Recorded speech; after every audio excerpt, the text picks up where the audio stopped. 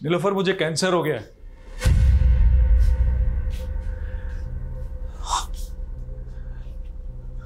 सच कह रहा हूं, मेरे पास अब ज्यादा दिन नहीं बचे। मरने से पहले मैं सारे गिले शिकवे तुम्हारे साथ जो हुए दूर करना चाहता हूं। अगर तुम कहो तो बाकी बची जिंदगी तुम्हारे साथ रहने के बहाने मत ढूंढा करो यार। भरोसे के लायक नहीं हो तुम। और अब मुझे तुमसे कोई मतलब नहीं। तुम्हारा मुझसे कोई मतलब नहीं है? कोई मतलब नहीं है तुम्हें मुझसे? तो मेरी जिंदगी का कोई मतलब नहीं है। हर्ष क्या है? मैं पागल नहीं हूँ। तुम्हें ड्रामा लग रहा है? मैं अभी करके दिखाता हूँ। पागलपन मत करो।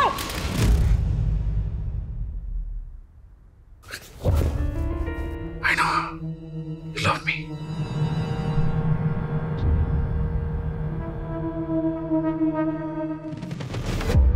इस शहर का जायका बड़ा कमाल है। कई लोग यहाँ रोजाना कई लजीज सपने पकाते हैं और ये शहर सबको डकार जाता है। यहाँ फ्री कुछ भी नहीं है। रिश्ते, लिबास, सोच, सामान, जिस्म, जायदाद, सब कुछ महंगा है यहाँ। लेकिन मौत दाल रोटी से भी सस्ती है।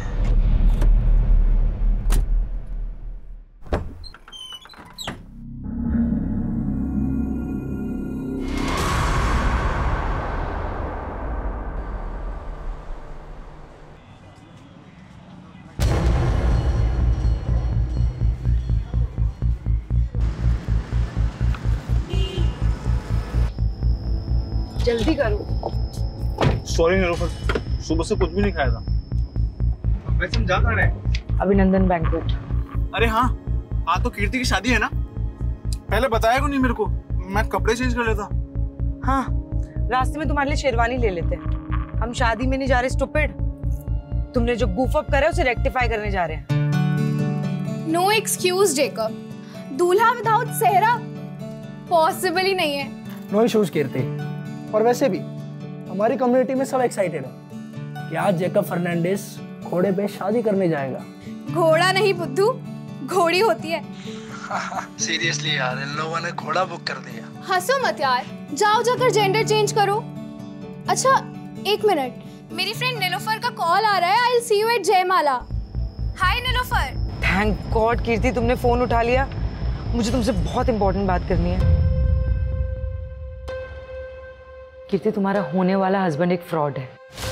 ये कई बार नाम बदल के पहले भी शादियां कर चुका है। इनफैक्ट इसका टारगेट होता है कि ये रिच लड़कियां फंसाता है, फिर उनसे मोटी डाउरी लेता है और प्रॉपर्टी बेच के भाग जाता है। यही इसकी मॉडस ऑपरेंडी है यार। और ये सब तो मुझे अब बता रही हूँ।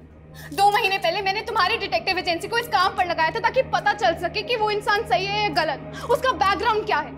और तुमने क्या किया? और गोल्डी, तुमने तो मुझे सारे ग्रीन सिग्नल्स दिए थे ना कि सब सही है। उसके बाद जाकर मैंने हाँ किया। कीर्ति, गोल्डी से गलती हो गई। मैंने तुम्हें सिर्फ काम नहीं दिया था नीलोफर।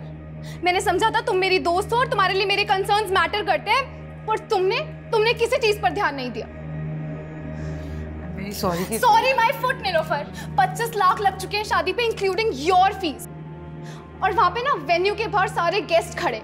क्या बोलूं मैं उनको जाकर? और आज ना जेकब से ज्यादा मुझे तुम पर गुस्सा आ रहा है, और इसे ना मैं कभी भूलूंगी नहीं। मैम, कुछ बोलना भी मत। देखा, तुम्हारी वजह से कितना सुनना पड़ा मुझे। मैम, गोल्डी, कुछ दिनों तक अपनी शक्ल मत दिखाना मुझे।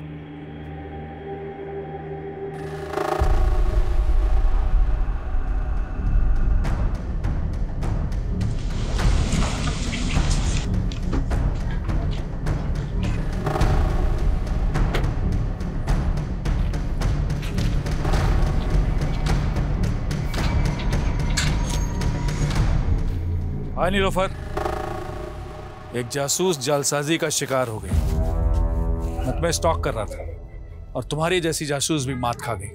तुम इतने भी स्मार्ट नहीं हो बलराम। आई न्यू इट कि तुम मुझे स्टॉक कर रहे थे। वो क्या है ना, मैं तुम्हारे मुंह नहीं लगना चाहती। अरे मैं तो लगना चाहता हूँ ना। मेरे होंठ तो आज भी तुम्हारे प्यार का अमृत चखने के लिए बेकरार हैं। ये वाहियात बातें ना कहीं और जाके करो। निकलो यहाँ से। ठीक है, मैं जानता हूँ मैं बहुत बदनाम हूँ, लेकिन मैं तुम्हारे नाम, तुम्हारी शोहरत पे मरता हूँ मैं। इसीलिए मैं नहीं चाहता कि दुनिया वाले हमारी मोहब्बत को एक बर्बाद अफसाना समझ लें।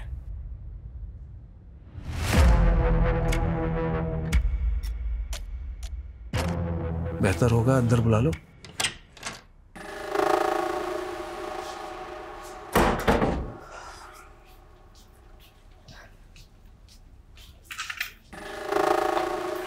बोलो, क्यों फिर से तंग करने आ गए? तंग तो तुम्हारा दिल है। हाँ, प्यार करने में भी कंजूसी। बिना छुए बात नहीं कर सकते बलराम। और अपनी ये वाहियात शेरो शायरी ना बंद करो, निकलो यहाँ से। जिसकी उम्मीद तुम लेकर आए हो ऐसा कुछ होने नहीं वाला।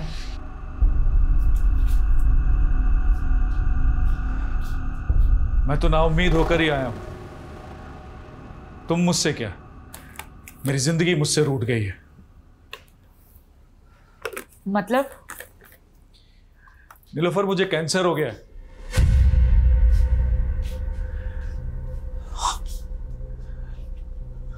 सच कह रहा हूं, मेरे पास अब ज्यादा दिन नहीं बचे। मरने से पहले मैं सारे गिले शिकवे तुम्हारे साथ जो हुए दूर करना चाहता हूं। अगर तुम कहो तो बाकी बची जिंदगी तुम्हारे साथ रहने के बहाने मत ढूंढा करो यार।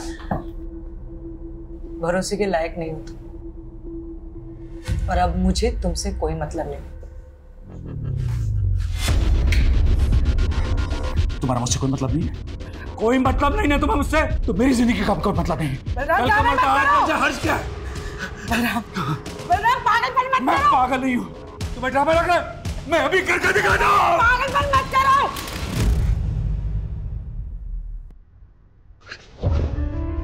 I know you love me.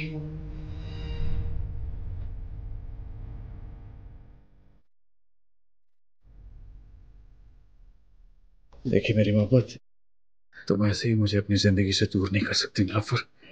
I know you love me. Still hate you. सच्ची?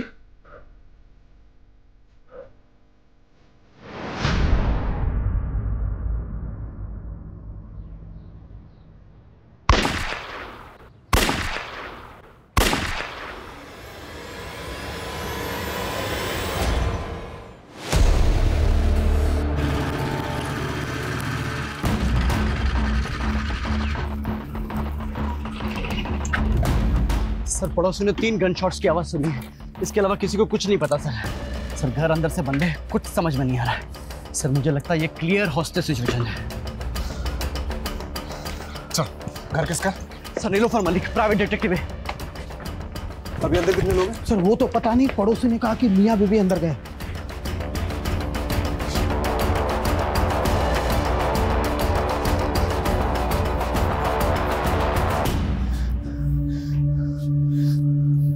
जैकेट का बुलेट प्रूफ? सर, पता नहीं था यहाँ जरूरत पड़ेगी, लेकिन मंगवाई है। उसका टाइम नहीं है हमारे पास, इंटरलॉक तोड़ना पड़ेगा।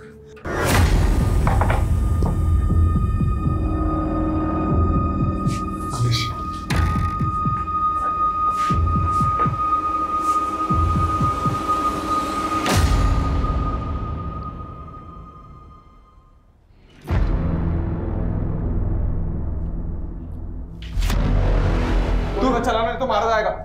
सरेंडर कर दे, इसी में तेरी भलाई है। सुनिए, इसका कोई दोस्त, रिश्तेदार या पड़ोस में कोई है जिसको ये मानता है? नहीं पता सर। अरे कोई तो होगा। सर, 3 गन शॉट मार्क्स है। लगता है क्लोज रेंज से शूट किया लेडी को।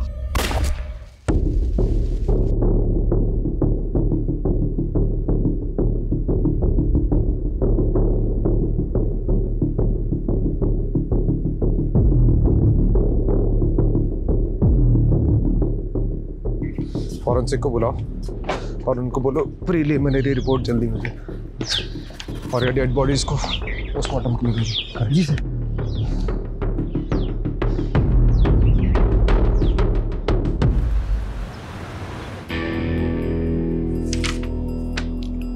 अजय, प्रिलिमिनरी फॉरेंसिक रिपोर्ट के हिसाब से क्राइम सीन पे कोई भी अननोन फिंगरप्रिंट्स नहीं मिले। गन के ट्रिगर पे भी जो फिंगरप्रिंट है वो बलराम के हैं। इसका मतलब साफ है कि बलराम ने नीलोफर को शूट किया and then he shot himself. क्या सोच रहा है? अगर ऐसा ही हुआ है तो बलराम ने खुद को मारने से पहले ये क्यों बोला कि वो अपनी बीवी को बचा नहीं पाया? राजीव, हम सोचते हैं कि मरने वाला कभी झूठ नहीं बोलता, लेकिन यहाँ सबूत सच बोल रहे हैं। हस्बैंड वाइफ के बीच में जो भी कुछ हुआ, उसके बाद हस्बैंड ने वाइफ को मारा और फिर जेल जाने के डर से या फिर गिल्ट की वजह से उसने अपने आप को गोली मार दी। आई फील ये ओपन एंड शट केस है राजीव। लेकिन मर्डर वेपन एक पिस्टल है, वो कहाँ से आया, उसके सोर्स की प्रोफाइलिंग तो करनी पड़ेगी ना। राजीव, मारने वाला पिस्टल कहीं से भी अरेंज कर सकता है और इस पॉइंट को अंडर कंसिडरेशन रखकर भी हम केस को क्लोज कर सकते हैं ना। देख, इस पे इतनी एनर्जी वेस्ट मत कर। एक काम कर, पोस्टमार्टम के बाद उन दोनों के रिलेटिव्स को ढूंढो, उनकी बॉडीज हैंड ओवर कर दो and that will be all.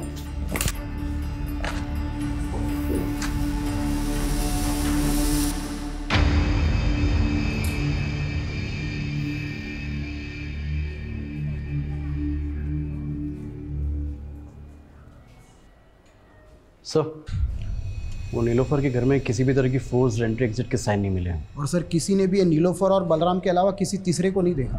ये बलराम और नीलोफर के रिश्तेदारों को पता चला? नहीं सर, लेकिन इतना पता चला है कि जो नीलोफर है ना, ये NRI थी और इंडिया में तो इसके कोई भी रिलेटिव नहीं था। और सर हाँ, यहाँ पर इसके डिटेक्टिव एजेंसी है और इसका एक असिस्टेंट है गोल्डी। और बलराम? सर बलराम को तो यहाँ के लोग पिछले 1 साल से ही जानते हैं, क्योंकि ये बलराम ने नीलोफर के साथ पिछले 1 साल पहले ही शादी की थी और नीलोफर के घर में ही रह रहा था। बाकी की फॉर्मेलिटीज लोकल पुलिस कर लेगी। दोस्तों जी, अपने पुराने केस में लगते हैं। जी सर। ये बलराम की बातें मेरे दिमाग में अभी तक गूंज रही है। हमारे नीलोफर के घर में घुसने के पहले जो कुछ भी हुआ होगा वो बहुत बड़ा सवाल है। हमें नीलोफर और बलराम के बारे में पता करना चाहिए, हो सकता है कुछ जवाब मिल जाए। क्या नाम बताया था असिस्टेंट का? गोल्डी। नीलोफर के साथ कब से काम कर रहा था? सर तकरीबन 5 साल से। हमने सुना है नीलोफर NRI थी। हाँ सर, अमेरिका से। एक्चुअली उन्होंने वहाँ पे एक डिटेक्टिव के साथ काम किया था। अपने पेरेंट्स की डेथ के बाद वो इंडिया आ गई थी और उन्होंने अपनी एजेंसी यहीं खोल ली थी। और ये बलराम, इसके बारे में क्या क्या जानते हैं? सर बलराम सर मस्त किस्म के इंसान थे और वो अपने आप को आज़ाद मुसाफिर कहते थे। तो मुसाफिरों के ठिकाने भी तो होते हैं। कहाँ का रहने वाला था ये? सर हरियाणा में किसी जगह के थे। और काम क्या करता था? सर वो हमारी एजेंसी में काम करते थे। वो बलराम डिटेक्टिव था? सर वैसे तो वो NRPF में थे।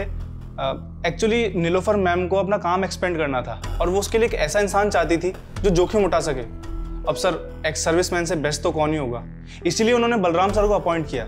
लेकिन क्या इंस्ट्रक्शन दिया था तुमको बलराम? जोशी का पीछा करना था ना, और तुम उसी के साथ हाथापाई करके आ गए। अरे पीछे ही कर रहा था मैं जोशी की कार का। उसने अचानक कार में ब्रेक मारी, मेरी बाइक टकरा गई। साले की बैकलाइट क्या फूटी, थप्पड़ मार दिया उसने मुझे, तो मैं क्या करता? अरे तुम्हारी इसी बेवकूफी की वजह से जोशी को पता चल गया कि मेरा क्लाइंट उसकी जासूसी करा रहा है। तुम छोड़ो ये जासूसी, एक बाउंसर की नौकरी ढूंढ लो, वही सूट करती है तुमको। और तभी उनका प्रोफेशनल एसोसिएशन खत्म हो गया।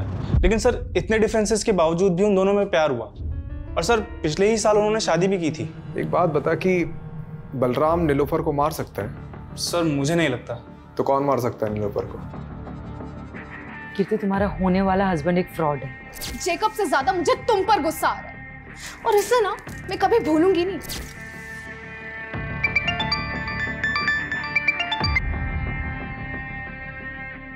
हेलो याद तो मुझे ही कर रही होगी ना डार्लिंग।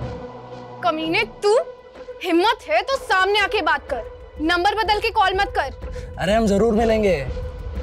मैं भी उन मोमेंट्स को भूल नहीं पा रहा हूँ जब हम शादी से पहले एक हो गए थे। क्या दिन थे, जानती है? वो सब मैंने रिकॉर्ड कर रखा है। मैं सोच भी नहीं सकती तू इतना गिरा हुआ निकल सकता है। तू मेरे सामने होता ना तो I would have killed you. ओहो, मेरी बेबी को गुस्सा आ रहा है, बहुत गुस्सा आ रहा है। हाँ? मुझे भी आया था उस डिटेक्टिव पे जब वो कबाब में हड्डी बन गई थी, पर अब मेरा गुस्सा शांत हो गया। May your friend Nilofer rest in peace.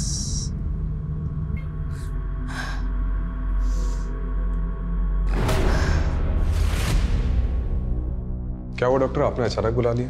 जी, ये मार्क देखिए, नीलोफर के ब्लड में पाया गया है और इसी की वजह से नीलोफर शायद कॉन्शियस नहीं रही होगी और उसका रेप किया होगा। ये रेपिस्ट का डीएनए क्या बलराम के डीएनए से मैच करता है? नीलोफर की बॉडी पे रेपिस्ट का डीएनए मिला ही नहीं। शायद रेपिस्ट ने कॉन्डोम यूज किया हो।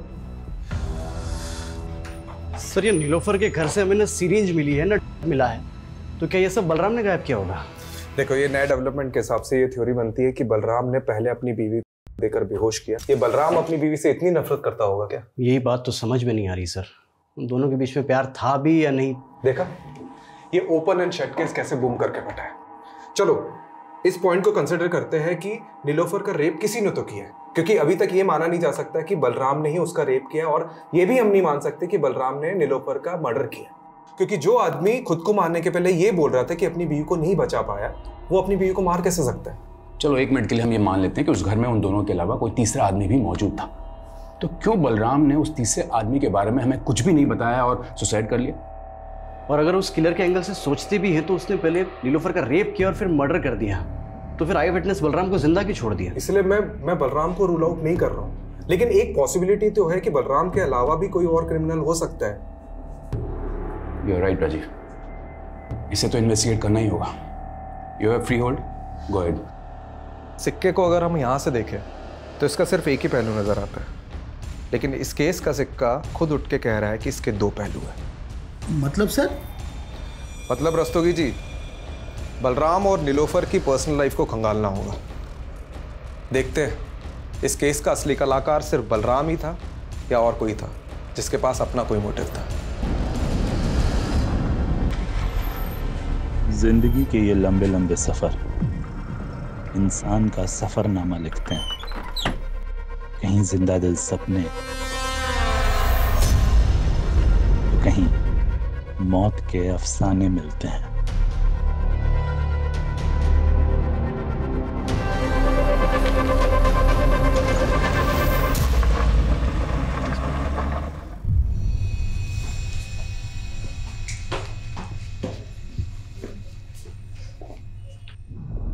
अरे कनक बेटा, अरे इतनी सी बात पे कोई रोता है क्या?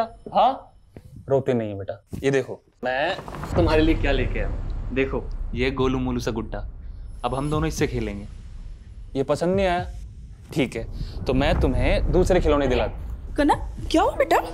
अरे सरगुन दीदी, आप इंटरव्यू के लिए चली गई, ये बेचारी डर गई। पर जॉब भी तो जरूरी है ना हरीश? अरे कहाँ, आप ये जॉब वॉब के चक्कर में पड़ी हुई है दीदी। एक काम करता हूँ, आपका जो घर है बहुत प्राइम लोकेशन पे, इसको गिरवा के 4 माले बनवा देता हूँ और आराम से बैठ के किराया खाना और मेरी लागत चुका दे रहना। पर हरीश इसमें तो लाखों रुपए लगेंगे, इतना पैसा मैं कहाँ से चुकाऊंगी? उसकी टेंशन आप मत लो। आप एक काम करना, इसमें से 1 माला मुझे दे देना, बीच वाला माला मैं रख लूंगा, और आप ये जॉब का चक्कर छोड़ दो दीदी। सर नीलोफर की कार पे फास्टैग लगा हुआ था, मैंने उसकी ट्रांजैक्शन डिटेल्स निकलवाई तो एक इंटरेस्टिंग बात सामने आई है। मर्डर वाले दिन नीलोफर ने सुबह 7 बजे ग्रेटर नोएडा टोल नाका क्रॉस किया था। सर उस दिन यूपी से दिल्ली आई थी। यूपी में कहाँ गई थी वो? सर इसका जवाब तो गोल्डी के पास भी नहीं है, लेकिन हमने नीलोफर का फ़ोन अनलॉक करवाया तो कॉल हिस्ट्री के मुताबिक मर्डर वाले दिन नीलोफर की बात किसी कीर्ति सागर से हुई थी। तो ये कीर्ति सागर से मिलो, और क्राइम सीन पे नीलोफर के फ़ोन के अलावा लैपटॉप भी था ना, तो उसे भी तो देखो। मैं तब तक NRPF जाकर बलराम के बारे में पता करता हूँ, और तुम लोग नीलोफर और बलराम इससे जुड़े एक एक इंसान की प्रोफाइलिंग करो। बलराम सर ही 2009 तक NRPF में ही काम कर रहा था, फिर उसे बर्खास्त कर दिया गया। क्यों? उस पर अटेम्प्ट टू मर्डर का चार्ज लगा था। Attempt to murder? जी, 7 साल की कैद भी हुई थी उसे। 2009 से 7 साल, मतलब 2016 तक तो वो जेल में ही रहा होगा। ये किसका मर्डर करने की कोशिश की थी उसने? विक्रांत सिसोदिया का, वो उसका कलीग था। बहुत दिनों बाद आ रहा है ना शादी से। विक्रांत! बलराम क्या कर रहा है ये? 7 साल बाद बलराम सैनी तो कैद से रिहा हो गया। ऐसा क्या हुआ था कि बलराम अपने ही दोस्त का दुश्मन बन गया? बलराम को शक था कि उसकी बीवी का अफेयर उसके दोस्त के साथ है। लेकिन बलराम और नीलोफर की शादी तो 1 साल पहले हुई थी। इसका मतलब है कि नीलोफर के पहले भी बलराम की शादी हो चुकी थी। जी हाँ, उसका एक बेटा भी है। कहाँ है आजकल? बलराम फरीदाबाद का रहने वाला था, हो सकता है उसकी फैमिली भी वहीं रहती हो। ये लीजिए उसका एड्रेस। हाँ, मैंने अच्छे से सोच लिया है। आप तुरंत पिटीशन फाइल कर दीजिए। जी हाँ, मैं मिलता हूँ आप सब। ओके। संकेत कहाँ जा रहा है और कौन सी पिटीशन फाइल करने की बात कर रहा है? अपने बाप की चिता तो नहीं जला पाऊंगा, तो सोचा कुछ ऐसा करूं जिससे मेरी भी आंखें खुल जाएं और आपकी भी। संकेत साफ साफ बोल, पहेलियां मत बुझा। पहेलियां ही सुलझा रहा हूं माँ, पहेली सुलझ जाएगी तो बात करेंगे। संकेत, संकेत कहाँ जा रहा है? सर ये बलराम का कैरेक्टर कुछ समझ में नहीं आ रहा है। ऊपर से उसकी पहली बीवी और एक लड़का, अजीब है दोनों। अब इस कांड के बारे में पता तो चल ही गया होगा, उसके बावजूद ना तो सामने आए ना ही बॉडी क्लेम करने आए। लेकिन मैं तो ये समझने की कोशिश कर रहा हूँ कि निलोफर ने एक ऐसे आदमी से शादी क्यों की जिसका क्रिमिनल बैकग्राउंड था। मुझे एक बात का ताज्जुब हो रहा है। एक तरफ निलोफर ने आपको एक गलत इंसान से शादी करने से रोका, दूसरी तरफ खुद निलोफर ने बलराम से शादी की जो कि अटेम्प्ट टू मर्डर में अंदर हुआ था। यह हमें आज ही पता चला है। इस बारे में मुझे कुछ नहीं पता, पर हाँ, निलोफर ने मुझे ये जरूर बताया था कि बलराम पहले शादी कर चुका था, और मैंने भी उससे मजाक मजाक में पूछ लिया कि उसने बलराम में ऐसा क्या देखा।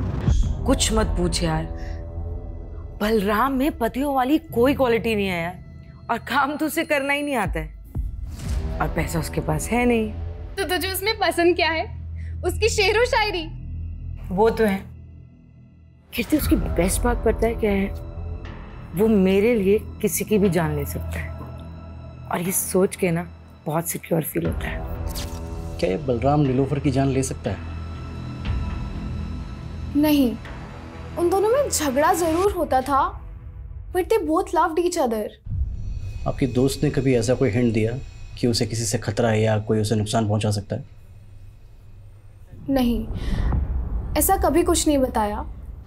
पर हाँ, उस दिन निलोफर ने गोल्डी को बहुत डांटा था, क्योंकि गोल्डी ने जेकब का बैकग्राउंड चेक करने में गलती कर दी थी।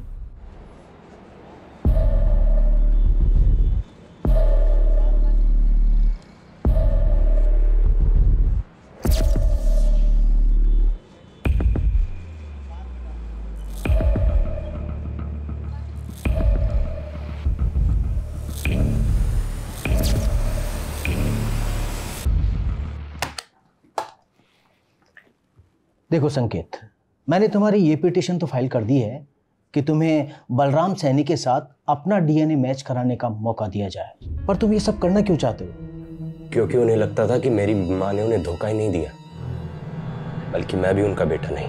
पर तुम ये सब करके अपने लिए गड्ढा खोद रहे हो। मेरा मतलब है जानबूझकर पुलिस की नज़र में सस्पेक्ट बन रहे हो। ये तो कभी प्रूफ नहीं होगा कि मैंने कोई क्राइम किया था, लेकिन डीएनए टेस्ट कराने का मेरे पास ही आखिरी मौका है।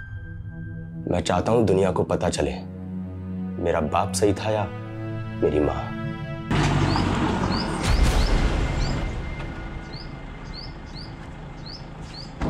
हमें समझ नहीं आ रहा है कि जो निलोफर का रेप हुआ है, मर्डर हुआ है, वो बलराम ने ही किया है कि नहीं। इसलिए उसके बारे में हम आपसे कुछ जानने आए।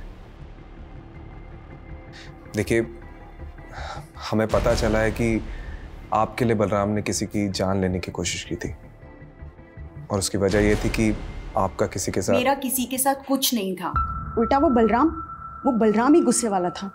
उसको जब भी गुस्सा आता वो मुझ पर हाथ उठाता था। इतना सब होने के बाद भी जब वो जेल से वापस आया, मैंने सब कुछ ठीक करने की कोशिश की, लेकिन वो मुझे कभी समझ ही नहीं पाया।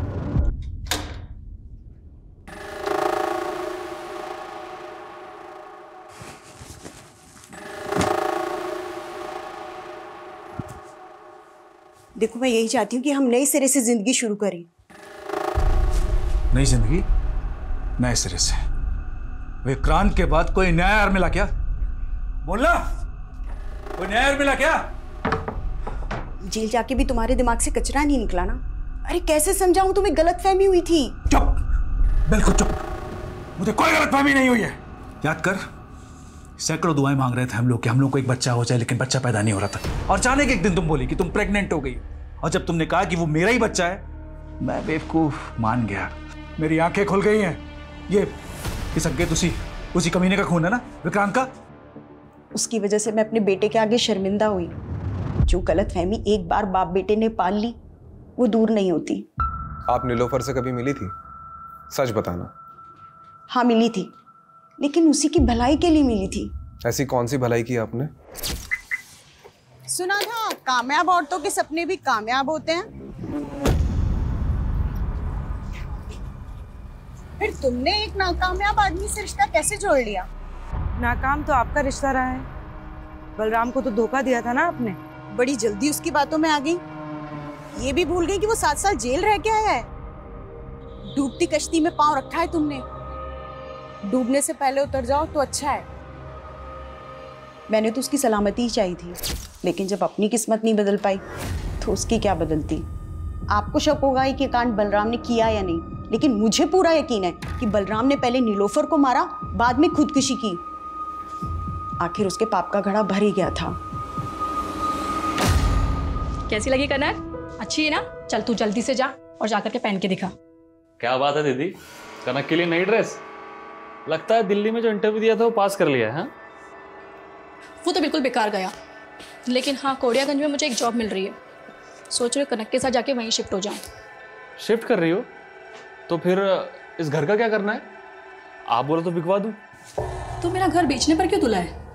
मतलब आप कौड़ियागंज चली जाएंगी और पीछे से इस घर पे किसी ने कब्जा कर लिया तो? कमलेश, ये बलराम का कैरेक्टर कुछ समझ में नहीं आ रहा है। मतलब उसे सस्पेक्ट मानो या विक्टिम, पता नहीं। अच्छा, ये तीसरे आदमी की थ्योरी से कुछ हाथ लगा? सर ये नीलोफर का लैपटॉप ऑन किया है मैंने। इसमें सर ये जैकब की कुछ फोटोज मिले हैं। सर ये तो पहुंचा हुआ अपराधी है, कई स्टेट्स में मोस्ट वांटेड है। इसके ऊपर तो सर धोखाधड़ी और अटेम्प्ट टू मर्डर जैसे चार्जेस हैं।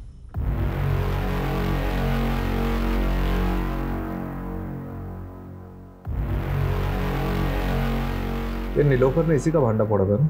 कहीं इसने तो कांड नहीं किया? ये फोटोज देख, ये कैसी फोटोज है? एक मिनट। ये फोटो में तो यूपी लिखा हुआ है। मतलब ये फोटो यूपी में किसी एरिया की है और मर्डर वाले दिन नीलोफर यूपी से दिल्ली आ रही थी। उसकी फास्टैग की ट्रांजैक्शन डिटेल्स के हिसाब से वो यूपी काफ़ी आ जा रही थी, लेकिन अभी तक ये पता नहीं चला है कि यूपी में जा कहाँ रही थी। ठीक है, इसे गोल्डी को दिखाते हैं, हो सकता है वो किसी केस में काम कर रही है। और नीलोफर के पुराने केसेस भी चेक करो। ठीक है।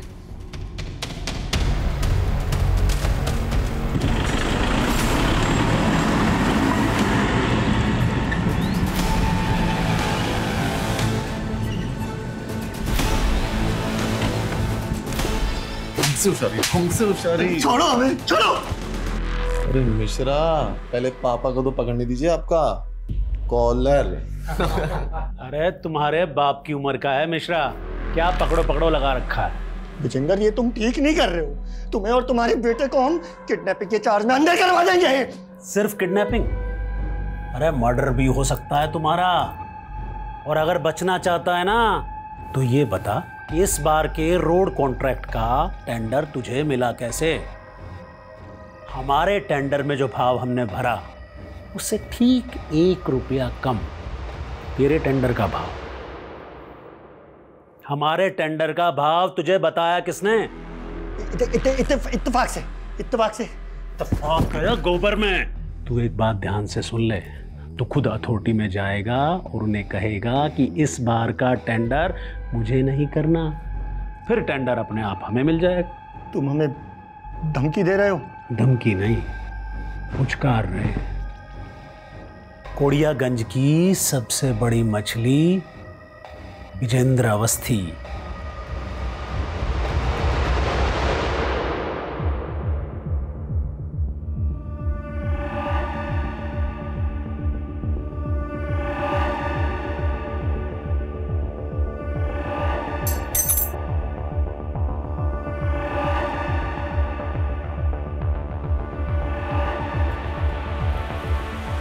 ये चाबी इस बुक में क्या कर रही है? सर वो नीलोफर मैम के घर की चाबी है।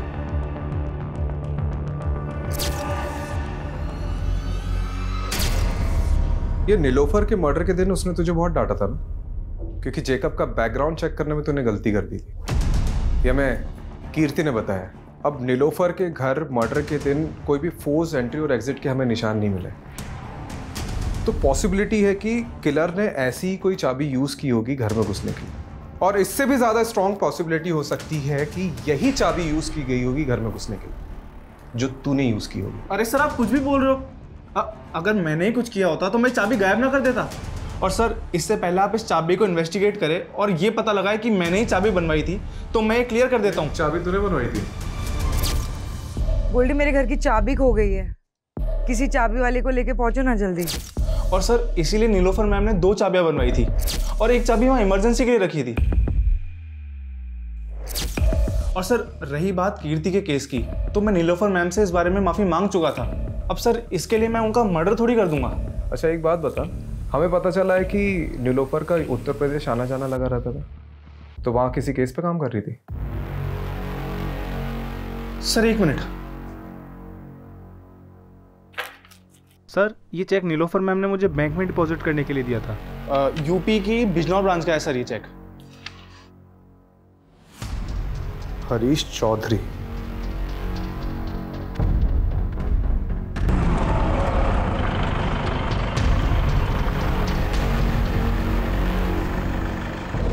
सर, दरअसल मैंने ही वो चेक दिए थे एडवांस नीलोफर। किस चीज़ का एडवांस चेक? सर, मेरी कजिन सिस्टर है सरगुन, 2 महीने से मिसिंग है।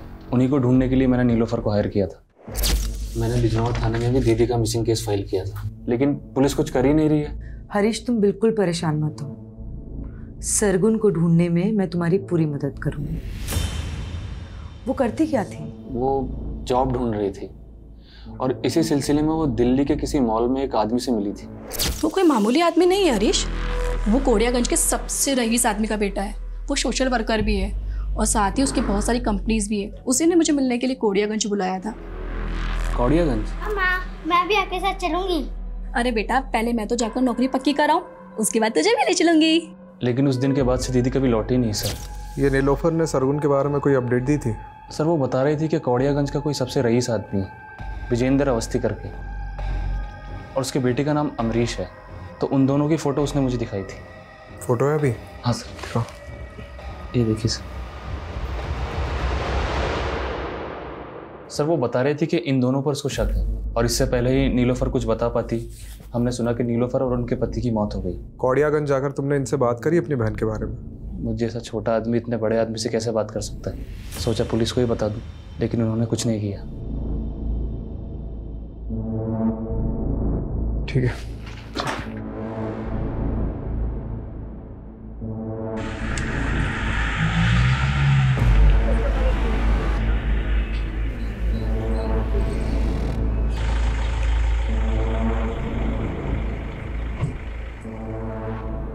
अरे कौन डिटेक्टिव? हम किसी डिटेक्टिव को नहीं जानते। डिटेक्टिव नीलोफर, 16 तारीख को दिल्ली में उसका रेप हुआ, उसके बाद उसका मर्डर हुआ, और वो सरगुन को ढूंढते ढूंढते यहाँ पे आई थी। हो सकता है आपसे भी मिली हो। अरे हमने आपको कहा ना कि हम किसी डिटेक्टिव को नहीं जानते। और सरगुन, आपका बेटा तो पक्का उसे जानता होगा, क्योंकि आपके बेटे ने ही जॉब का झांसा देकर उसे यहाँ बुलाया था। आपके पास कोई सबूत है कि हमारे बेटे ने उसे यहाँ बुलाया या कोई जॉब का झांसा दिया? पिछले 2 महीने से दुबई में है वो। आपको कोई कहानियां बता रहा है हमें बदनाम करने के लिए। देखिए अवस्थी जी, बस रहने दीजिए, जा सकते हैं आप लोग यहाँ से। ये पता करो कि अवस्थी का बेटा सच में दुबई गया था कि नहीं। ठीक है यार, ये केस तो पहले ही बनता जा रहा है। अभी तक हमने बलराम को क्लीन चिट नहीं दी है, और अब तीसरे आदमी के थ्योरी के हिसाब से और सस्पेक्ट सामने उभर कर आ रहे हैं। जैकब, रंजना और ये विजेंद्र अवस्थी, बाप बेटे। पता नहीं और कितने सस्पेक्ट सामने उभर कर आएंगे।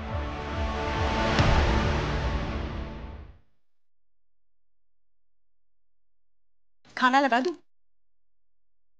हाथ है मेरे, मैं खुद ले लूंगा।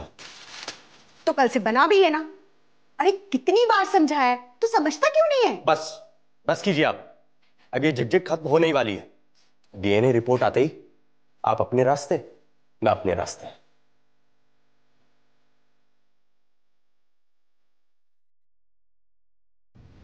ये विजेंद्र अवस्थी बिजनौर के एसपी का दोस्त है, जहां सरगुन का मिसिंग केस फाइल हुआ था, और उसका बेटा अमरीश अवस्थी। इसका दुबई जाना उसी दौरान हुआ था जब सरगुन गायब हुई थी। तो सरगुन को गायब करने में इन लोगों का हाथ है, और नीलोफर इन्हें इन्वेस्टिगेट कर रही थी। हो सकता है उसके साथ भी कुछ ऐसे ही हुआ।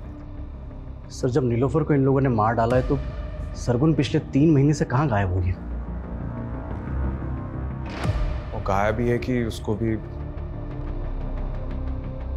अच्छा, जब सरगुन गायब हुई उस दौरान जितनी भी अनआइडेंटिफाइड बॉडीज मिली उसका डेटा चेक कर।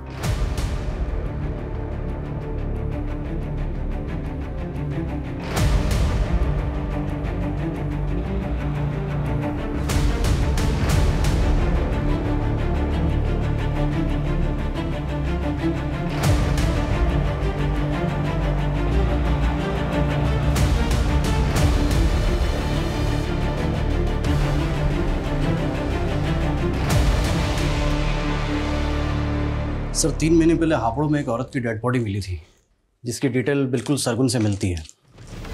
इस शहर का जायका बड़ा कमाल है। कई लोग यहाँ रोज़ाना कई लजीज सपने पकाते हैं और ये शहर सबको डकार जाता है।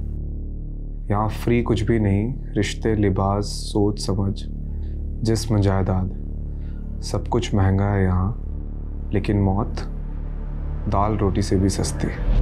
सर सरगुन की तरह नीलोफर भी रेप पीड़िता थी, तो क्या दोनों का कातिल एक ही होगा? सरगुन की लाश के पास में पोएट्री मिलना, मुझे ये सरगुन का केस नीलोफर के केस से बिल्कुल अलग लग रहा है।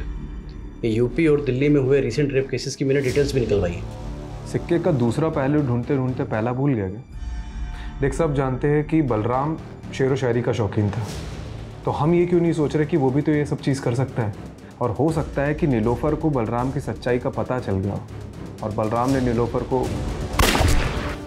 सर बलराम का सरगुन से कोई कनेक्शन नहीं मिला है, लेकिन फिर भी हमें इस एंगल को इन्वेस्टिगेट करना पड़ेगा। सर ये पटवर्धन ने मैसेज भेजा है, संकेत का और बलराम का डीएनए मैच हो गया है। ये संकेत बलराम का ही बेटा है। अब कोसेगा बाप की तरह पीटेगा, कभी पति के आगे कभी बेटे के आगे, बार बार औरत क्यों झुकती है? सॉरी नहीं संकेत, मेरा स्वाभिमान इतना भी कमजोर नहीं है।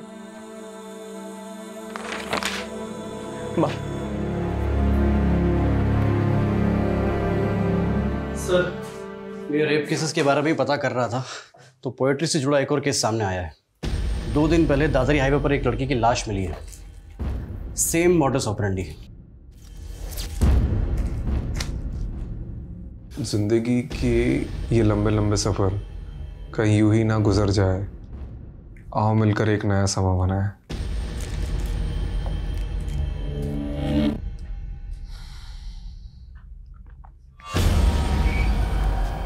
कहीं हम किसी सीरियल किलर से तो डील नहीं कर रहे। इस नीलोफर का केस अब भी इन दोनों केस से अलग लग रहा है।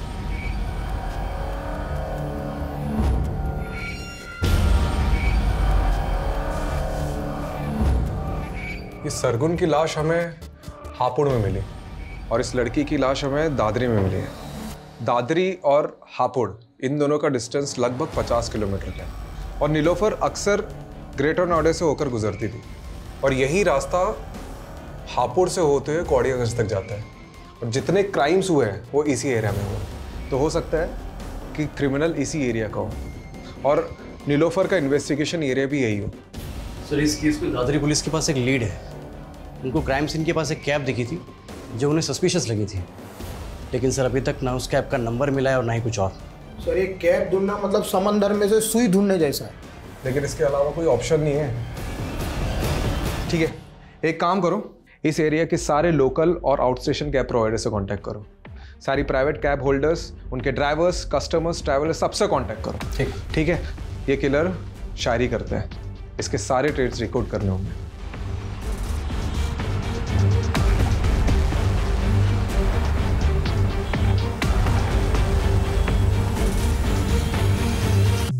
सर 300 से ज़्यादा travel agents, cab service providers और सोलो कैब ड्राइवर से पूछताछ करी। कुल मिला के 700 लोगों से हमने पूछताछ करी सर, और टोटल 27 लोगों को हमने जीरो डाउन किया है जो मर्डर के वक्त दादरी वाले क्राइम सीन एरिया के आसपास थे। इन सबको बुलाओ।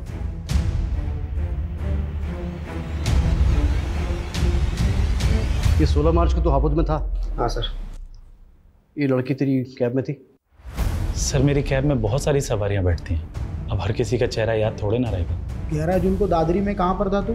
सर दादरी में मैं हमेशा ही खिलौना फैक्ट्री में जाता हूँ सर। क्यों? रोज तुम्हारे कैब में वही सवारी बनती है क्या? सवारी? सर कैब मेरी नहीं है, मैं कैब हायर करता हूँ। अच्छा, तो कोई ऐसे कैब ड्राइवर को जानते हो जो शेर व शायरी करता है? सर ऐसा तो कोई मेरे दिमाग में नहीं आ रहा अभी। ठीक है, तुम जा सकते हो। Sir 1 minute. सर एक कैब वाला मुझे ज़रूर याद आ रहा है, क्योंकि सर उसके म्यूज़िक सिस्टम में गज़लें चल रही थी। गज़लें? वो बंदा मुझे इसलिए याद है क्योंकि वो इंग्लिश में बोलने की कोशिश कर रहा था, और सर वो अपने आप को MBA करा हुआ बता रहा था। सर देखो, इनमें से कोई है क्या? इनमें से है कोई वो कैब ड्राइवर? सर ये था वो, यही सुधा सर। हाँ, चमन लाल। सर इससे तो मैं अभी 2 घंटे पहले ही मिला।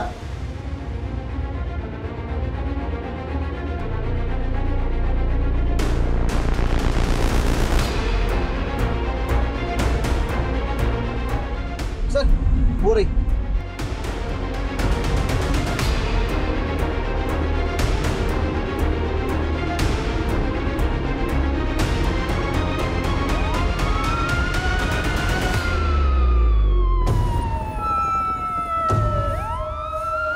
हेलो, ये हापुड़ रोड पे बैकअप भेजो फटाफट।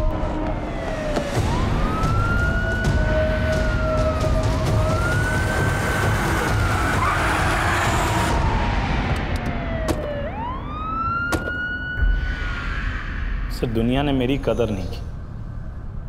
MBA किया तो जॉब नहीं मिली, जॉब नहीं मिली, पैसा नहीं, लड़की नहीं, शादी नहीं, कुछ नहीं।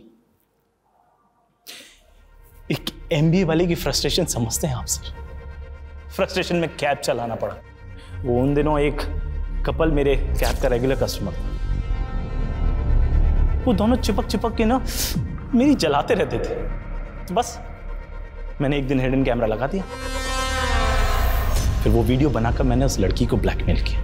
वो मुझे लाखों देने को तैयार थी, पर पता है सर मैंने उससे क्या मांगा? उससे उसका जिस्म। तब से ना तलब सी हो गई मुझे लड़कियों। और सरगुन को क्या बोला तूने कि तू विजेंद्र अवस्थी का बेटा है? सर वो हमारे कस्बे का सबसे रईस आदमी है, और सरगुन से मॉल में दोस्ती हो गई थी, तो बस इंप्रेशन झाड़ दिया मैंने, और जॉब का झांसा देकर अगले दिन उसके साथ। फिर सारा मालूम पड़ा कि वो नीलोफर सरगुन का पता करते करते कौड़ियागंज पहुंच गई है। एक्सक्यूज मी जी, आप विजेंद्र अवस्थी का घर जानते हैं? जी पास ही में, आइए आपको ले चलता। चलिए। वैसे विजेंद्र अवस्थी के यहाँ आपको क्या काम पड़ गया? विजेंद्र जी के बेटे मेरी दोस्त के दोस्त हैं, इसीलिए कुछ काम था। उस नीलोफर को देखते ही ना अंदर से ना वो सेक्स वाला लव जाग गया। बस उसका पीछा किया, पीछा करते करते मालूम पड़ा अरे वो तो डिटेक्टिव। बस तबीयत ना निखर सी गई मेरी कि इस बार शेर एक शेरनी का शिकार करेगा। फिर एक दिन कैफे में बैठी थी तो उसकी टेबल पे चाबी रखी थी, बस मैंने चाबी उठा ली। वो अकेली रहती थी तो सोचा शेरनी का शिकार उसकी गुफा में होगा, और एक दिन उसकी एब्सेंस में मैं घुस गया अंदर, लेकिन वो तो अपने पति के साथ आ गई।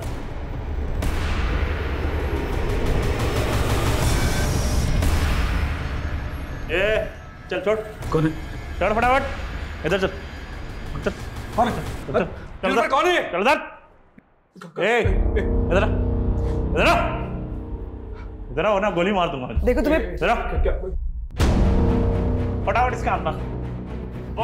गोली मार। बांध। जल्दी बांध। क्या चाहिए तेरे को?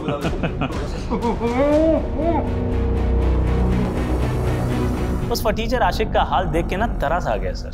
साला दिल और जुबान से शायर जैसा था, ऊपर से बोल रहा था उसको कैंसर था, मरने ही वाला था सर। तरस आ गया तो छोड़ दिया मैंने।